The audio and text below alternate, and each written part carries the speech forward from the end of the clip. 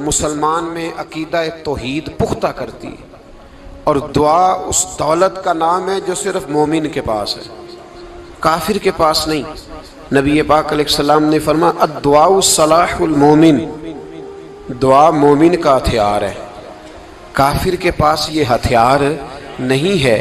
مومن جب اپنے مالک کے حضور دعا مانگتا ہے نا، دنیا میں آپ کسی سے زیادہ مانگیں تو وہ ناراض ہو جاتا ہے، وہ کہتا ہے بھائی تو نے تو کام بنا لیا ہے، کل بھی دیا تھا، پرسوں بھی دیا تھا، روز روز تجھے کون دے؟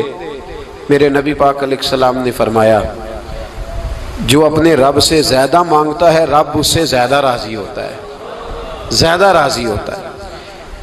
اب دعا مخصوص اوقات نہیں دعا کے، فرمایا اذا دعان، جب بھی دعا مانگو گے تمہارا رب تمہاری دعا کو، جب بھی دعا تو دعا کرتے رہنا چاہیے، ہر وقت دعا میں بندہ شامل رہے، اللہ کے ذکر میں شامل۔ یہ جو قرآن مجید نے کہا نا یا ایھا الذین آمنوا اذکروا اللہ ذکرا کثیرا، اے ایمان والو اپنے رب کا ذکر کثرت سے کرو، وسبحوہ بکرۃ واصیلا، اور صبح و شام اسی کی پاکی بیان کرو۔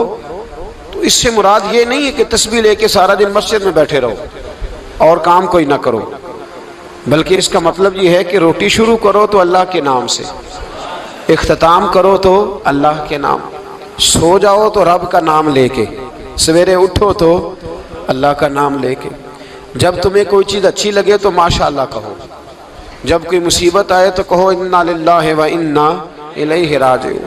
تو سارا دن اللہ کا ذکر جاری رہے گا۔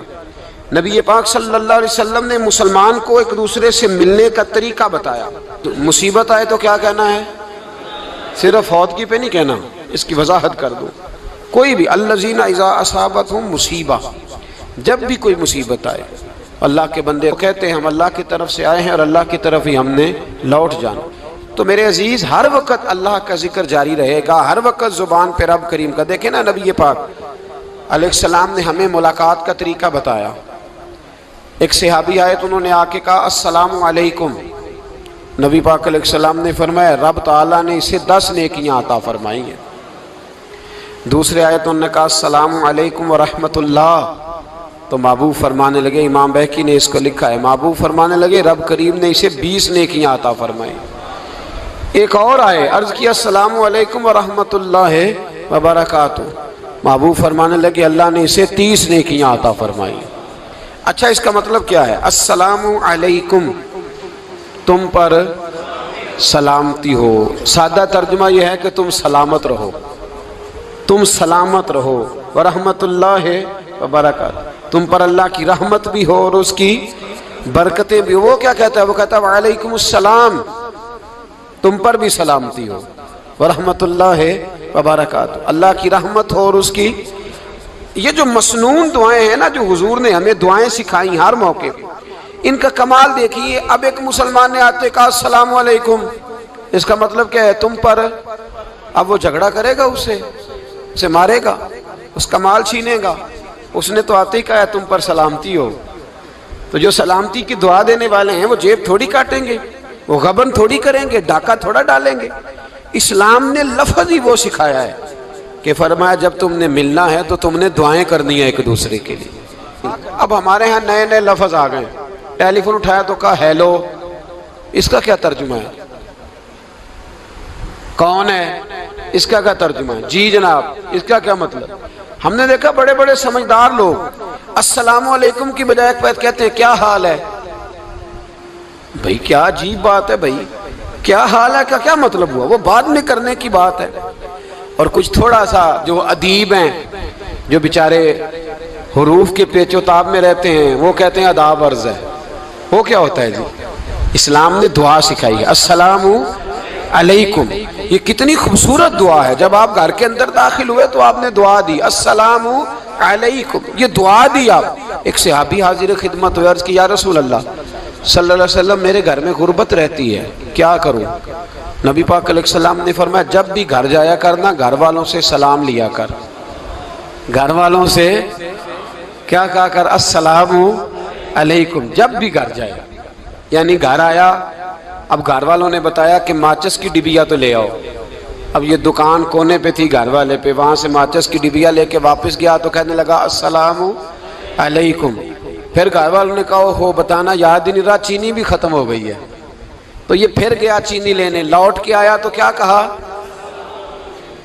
جب اللہ چاہتا ہے تو کہے، جب اللہ کے رسول چاہتے ہیں تو کہے۔ اس کا ترجمہ یہ ہے کہ تو کہہ، تو سلام لے۔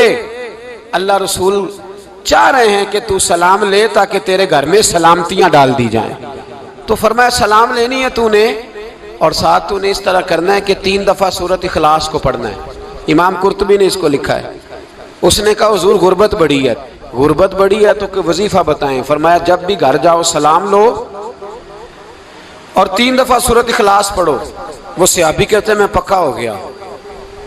اب وہ کچھ دنوں کے بعد، کچھ عرصے کے بعد، کچھ مہینوں کے بعد واپس آئے تو صحابہ کرام علیہم رضوان فرماتے ہیں ہماری خواہش تھی کہ یہ کچھ بیان کرے، اب بتائے جو وظیفہ لے کے گیا تھا اس کا رزلٹ کیا نکلا۔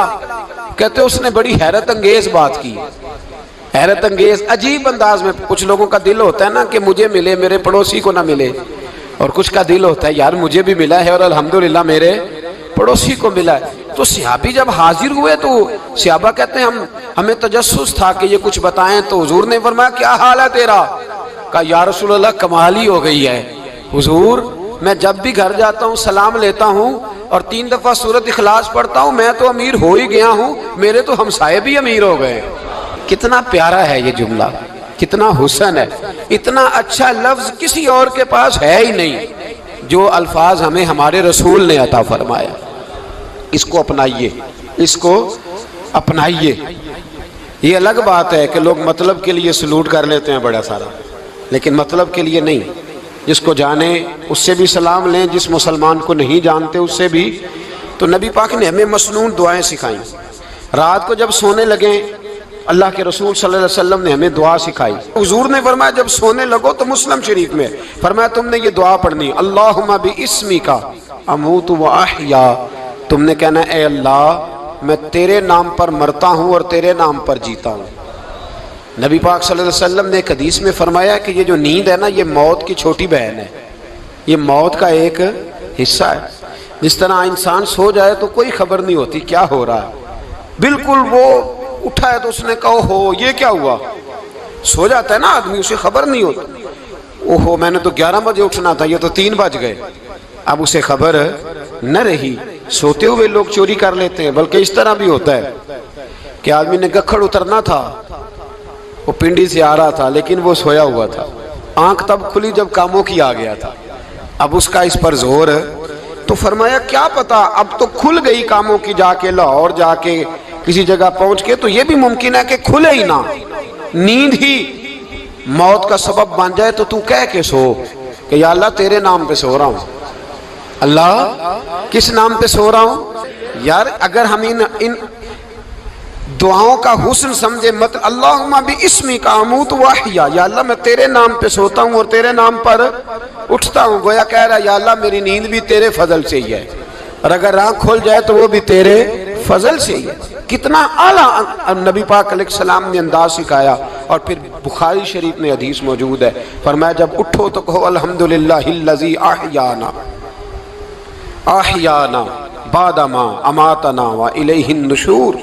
فرمایا جب تم سو کے اٹھو تو پھر کہو اے اللہ ساری تعریفیں تیرے لیے، تمام تعریفیں جس نے ہمیں موت کے بعد حیات دی، موت کے بعد فرمایا احیانا بعد ما اماتنا، ہمیں مرنے کے بعد گویا اللہ کا شکر ادا کر کے آنکھ کھل گئی۔ دیکھیں کس طرح اسلام مسلمان کو اللہ کے ساتھ جوڑتا ہے۔ فرمایا شکر کر، آنکھ کھل گئی، کہ یا اللہ تیرا شکر ہے تو نے موت کے بعد ہمیں دوبارہ حیات عطا فرمائی، یہ شکر ادا کرو۔ گویا تم یہ نہ کہنا کہ میں اٹھ گیا ہوں تو میرا کمال ہے، یہ نہ سمجھنا میں اٹھ گیا ہوں تو میں بڑا پابند ہوں، جب میں ارادہ کر لوں کہ میں نے 11 بجے اٹھنا ہے تو پھر میں اٹھ جاتا ہوں۔ یہ نہ کہنا کہ یہ الارم بڑا اچھا ہے، یہ مجھے اٹھا لیتا ہے۔ ذہن کے اندر خیال کر کہ نیند تو موت کی طرح تھی، یہ جو میں اٹھ گیا ہوں تو اپنے رب کے فضل سے اٹھا ہوں، جو میں اٹھ گیا ہوں، جو ابھی اٹھے ہیں وہ تو بول دینا کم از کم کہ میں اپنے رب کے فضل سے اٹھ گیا۔ تو دعا سکھائی۔ پھر دیکھیے نبی پاک صلی اللہ علیہ وسلم نے فرمایا جب تم بیت الخلاء میں جاتے ہو نا، واش روم میں جاتے ہو، تو گندی چیزیں ہوتی ہیں وہاں، شیطان ہوتے ہیں، جنات ہوتے ہیں، یہ گندگی پہ ہوتے ہیں۔ جب تم واش روم جاؤ، بیت الخلا جائے، تب بھی دعا مانگو۔ کیا دعا مانگو؟ وہ دعا بھی نبی پاک صلی اللہ علیہ وسلم نے ہمیں تعلیم فرمائی اور بخاری میں ہے، کہا پڑھا کرو اللہم انی اعوذ بک من الخبث والخبائث۔ کہو اے اللہ ناپاک چیزوں سے میں تیری پناہ مانگتا ہوں، وہ نر ہوں یا مادہ ہوں، اللہ میں تیری پناہ مانگتا ہوں۔ واش روم کے اندر بہت ساری بری چیزیں ہوتی ہیں، جوان میری بات پر توجہ فرمائیں، وہاں بہت ساری گندی چیزیں ہوتی ہیں۔ انسان کئی دفعہ واش روم میں جاتا ہے، اسے وسوسے زیادہ آتے ہیں، یہ نوٹ کریں میری بات کو۔ اصل میں نا ہم بات ڈھونڈ رہے ہیں علاج اپنی بیماریوں کا، حالانکہ علاج تو سارا مدینے والے رسول کے پاس موجود ہے، محبوب کے پاس ساری دوائیاں ہیں۔ تو نبی پاک علیہ السلام دیکھیں نا، انسان واش روم میں جاتا ہے اسے وسوسے آتے، برے خیالات آتے، وہ گناہ کی طرف کئی دفعہ مائل ہوتا ہے، تو کہا تو دعا پڑھ کے جا، اللہم انی اعوذ بکا، یا اللہ میں تیری پناہ مانگتا ہوں، من الخبث والخبائث، ہر خبیث اور بری چیز سے میں تیری پناہ مانگتا ہوں، وہ نر ہو یا یار کتنا عظیم دین ہے، کتنا عظیم میرے مصطفیٰ کریم کا وہ والا دین ہے۔ اصل میں اللہ کرے BA پاس بچے کو بیت الخلا کی دعا بھی یاد ہو جائے، ایسے یاد ہو جائے، اور اس کے ماں باپ سمجھ لیں کہ جوان ہو گیا ہے، تو اب ہو سکتا ہے اس کی طرف شیطان حملہ زیادہ کرے، اسے خراب کرنے کی کوشش کرے، تو لہٰذا اسے دعا سکھائی جائے تاکہ اس کو پہلے سے پتا ہو کہ میں نے اس بے ایمان سے بچنا کس طرح سے۔ اب آپ دیکھیے نبی پاک علیہ السلام نے ہمیں دعا سکھائی، مصنف ابن ابی شیبہ میں۔ کون سی دعا؟ واش روم سے نکلنے کی۔ اللہ اکبر، بڑی زبردست دعا ہے، بڑی زبردست۔ آپ یقین کریں اس ایک ایک دعا پر ایک ایک پورا بیان ہو سکتا ہے، ایک ایک۔ یہ اس لیے نہیں میں کہہ رہا کہ میں کوئی عالم فاضل آدمی ہوں، آپ کہیں گے کہ بتا رہے ہیں میں بڑا پڑھا لکھا ہوں، صرف یہ عرض کر رہا ہوں کہ اس کے فوائد پر، ثمرات پر جو اللہ تبارک و تعالی امت کو دیتا ہے، ان دعاؤں کی جو فضیلت حدیثوں میں آئی، اور پھر جو اس کے فوائد ہے، اگر اس پر بات کروں تو ایک دعا تقاضا کرتی ہے کہ اس پر پورا ایک لیکچر ہونا چاہیے۔ دیکھیے آپ واش روم سے نکلے، دعا کیا ہے؟ دعا کے لفظ کے الحمدللہ الذی، ایک حدیث میں لفظ ہے غفرانک، غفرانک، اے اللہ میں تجھ سے بخشش چاہتا ہوں۔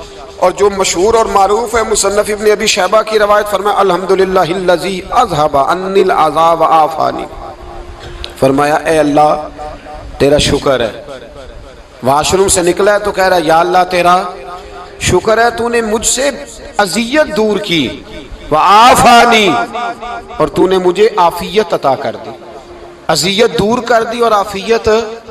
بولیے واش روم سے نکلا ہے تو کیا کہتا ہے؟ یا اللہ تیرا شکر ہے تو نے مجھ سے اذیت دور کر دی اور مجھے عافیت۔ ڈاکٹر حکیم ہومیوپیتھک ایک چیز پر متفق کم ہوتے ہیں، پتہ ہے نا آپ کو، لیکن اس بات پر سب کا اتفاق ہے کہ اگر کسی کو قبض ہو جائے نا تو شاید 70 یا 72 بیماریاں لگ جاتی ہیں اس کو۔ اور جب آدمی کو قبض ہوتی ہے نا، پیٹ کے اندر فضلہ جم جاتا ہے، خارج نہیں ہوتا، اس کو اعصاب کی بیماری ہوتی ہے، اس کے ذہن پر اثر ہوتا ہے اس چیز کا۔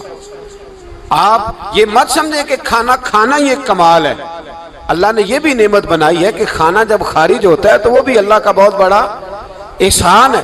تو فرمایا تو سمجھا ہی نہیں، اگر تجھے قبض ہو جاتی، تیرے پیٹ کے اندر وہ چیز جم جاتی، تیرے لیے کتنی تکلیف کا باعث تھی۔ ان لوگوں سے پوچھئے جو اس کے بیمار ہیں، اس کے مریض ہیں، وہ کتنی تکلیف میں رہتے ہیں، سر میں درد ہوتا ہے، سر چکراتے ہیں۔ ایک بہت بڑا روڈ ایکسیڈنٹ ہوا تو ڈرائیور سے لوگوں نے پوچھا کہ مسئلہ کیا ہے، تو کہنے لگا میں قبض کا مریض ہوں، تو میں کھانا کھا لیتا ہوں تو میرے ذہن پر وہ اس قدر زیادہ گیس کا غلبہ ہوتا ہے کہ میں سخت تکلیف میں ہوں۔